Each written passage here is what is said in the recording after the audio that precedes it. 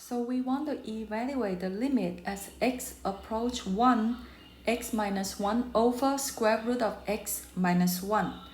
We already know that if we have direct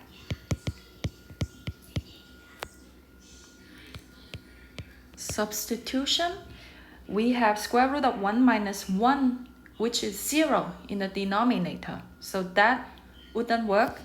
And if we want to do factor,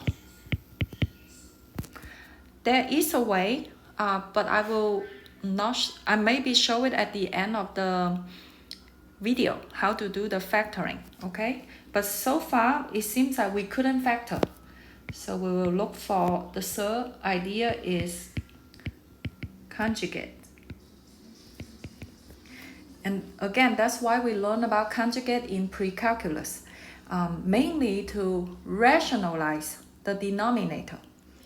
So what is the conjugate? We will look for a square root expression.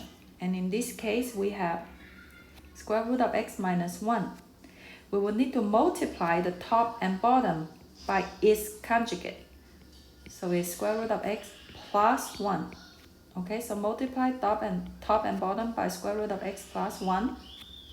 So what we will have is limit as x approach 1.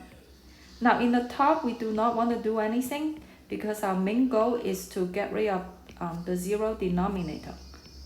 So in the bottom, we do square root of x minus 1 times square root of x plus 1. And we will recall the difference of square formula. So a minus b times a plus b equals a squared minus b squared. And that's the whole point of conjugate, right? What conjugate is based on. So what we have, we will should have square root of x squared. So what is square root of x squared? It's just x minus 1 square, which is just 1.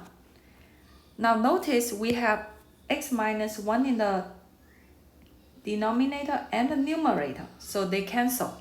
And when you cancel, in a fraction, you don't get a 0, okay? You get 1 in the bottom. So basically what you have left is limit as x approach 1, square root of x plus 1. That is what is left.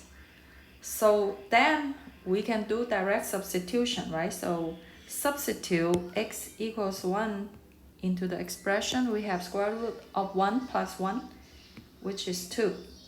So that's one way. Now how do you factor? We still use the difference of square idea, okay? What we will want to do is, so in this case, we want to factor limit as x goes to 1. On the top, we have x minus 1. In the bottom, we have square root of x minus 1. If we want to factor, we have to work with x minus 1, right? So how do we factor? We know that x minus 1 is the same as square root of x square minus 1 square. Now in that case, you have a square minus b square. So we will have limit as x approach 1, we factor the top, we get square root of x minus 1 times square root of x plus 1. And in the bottom, you get square root of x minus 1. So what we will have is, again, a cancellation. And we still left with limit as x approach 1, square root of x plus 1, which will still give us 2.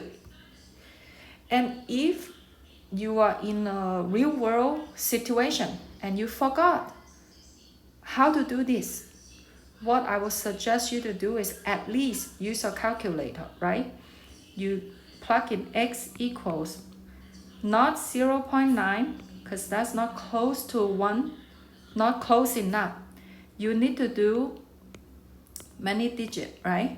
Or you can plug in x equals 1.00001.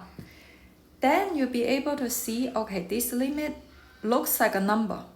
And that will give you at least a good estimate instead of not knowing anything to put in.